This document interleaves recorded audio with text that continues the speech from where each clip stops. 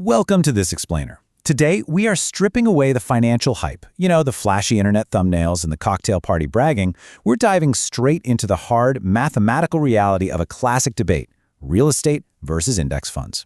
If you've ever found yourself wondering which path actually makes you more money when you account for literally everything, well, you're in the exact right place. Let's get right into it. To figure this out without any bias whatsoever, we're going to follow the 20-year journey of two identical investors. Meet Jake and Marcus. They're the exact same age, they live in the same city, both earn 55 grand a year, and they are starting in the exact same financial place. Let's see what happens when they take two completely different paths to build their wealth. All right, let's start on day one. Both Jake and Marcus have $50,000 saved up. Jake takes his 50 grand and puts it down as a 20% payment on a $250,000 three-bedroom rental property. He gets a 30-year mortgage and boom, finds a tenant right away. Marcus, on the other hand, takes his exact same 50 grand and drops the whole thing into a total stock market index fund. No tenants, no keys, no leverage. He just sets up an automatic contribution for $300 a month and goes about his life. Right out of the gate, Jake's investment feels incredibly tangible. He's collecting $1,800 a month in rent, and after paying his $1,330 mortgage, he's immediately seeing a paper profit of $470 every single month. He feels like an absolute genius, right?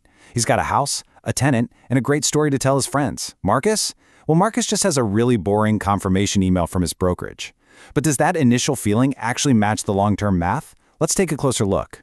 Because beneath the surface, there are these hidden realities that quickly start eating away at Jake's rent check. That $470 is the number everybody loves to brag about, but it totally ignores the heavy burdens of actually holding physical property.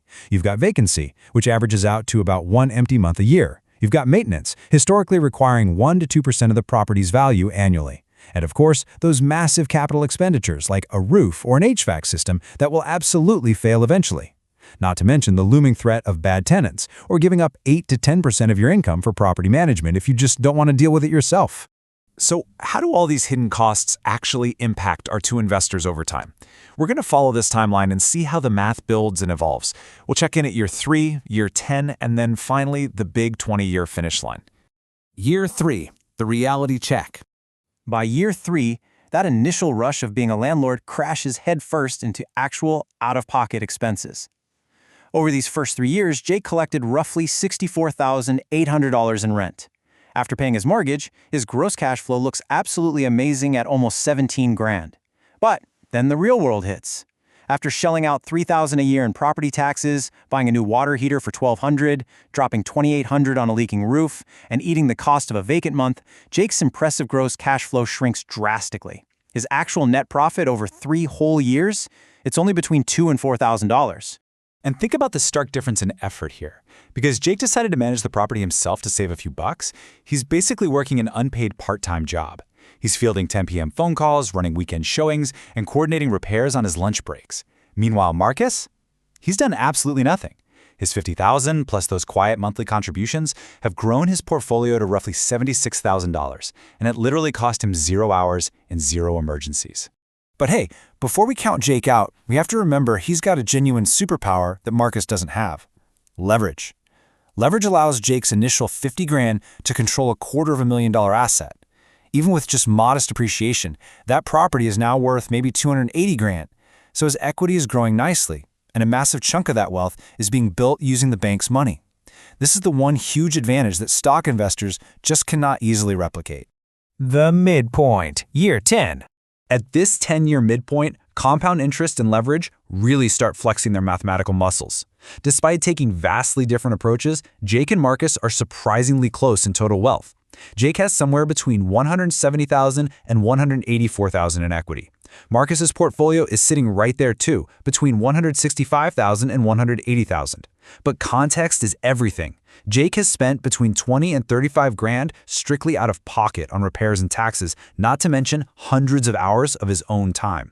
Marcus, he just kept making those quiet, automatic $300 deposits. Now, under the surface, something really incredible is happening to Marcus's wealth. It is growing in an accelerating curve. The secret of the stock market is that compounding is terribly boring for the first 5 years, but it's absolutely astonishing for the next 15. By year 10, Marcus is generating more new wealth strictly from the gains on his gains than he is from his actual out-of-pocket monthly contributions. The snowball is finally rolling down the hill, and it is pretty awesome to watch. The 20-year finish line. This brings us to the climax of our story. At the 20-year mark, the real estate mortgage is nearly paid off, the stock market compounding curve has truly skyrocketed, and in an incredible twist of math, they end up in the exact same financial ballpark.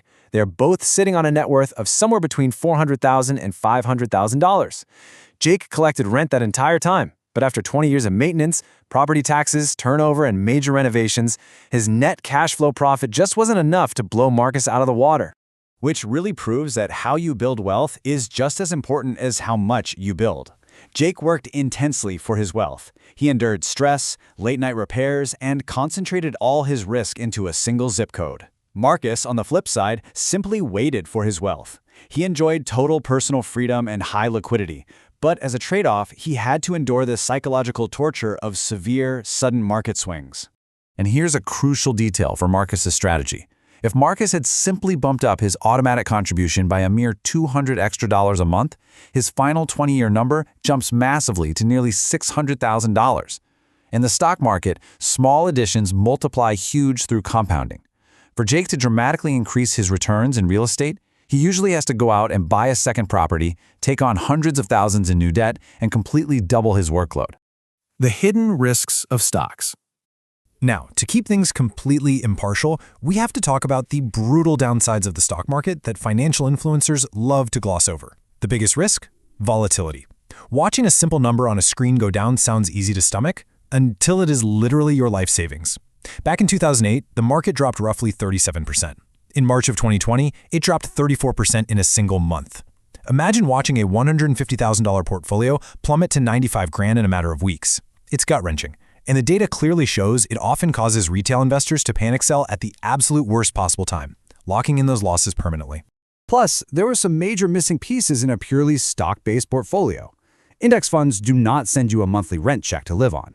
Sure, dividends exist, but on a total market fund, you're only looking at a tiny 1.5% to 2% yield.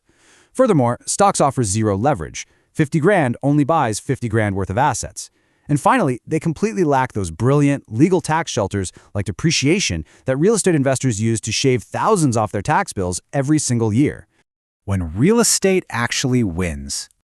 So let's be crystal clear here. Real estate isn't a bad investment at all. In fact, it actively wins in specific, identifiable situations. It absolutely crushes stock returns if you buy in a market with strong rent-to-price ratios, meaning your monthly rent is at least 0.8% of the purchase price. It wins if you're willing to treat it like a strict business with systems and budgets, instead of just a casual side hustle. It wins massively if you utilize strategies like house hacking to drop your own living costs down to zero, or if you use 1031 exchanges to infinitely roll your massive profits into new properties completely tax-free.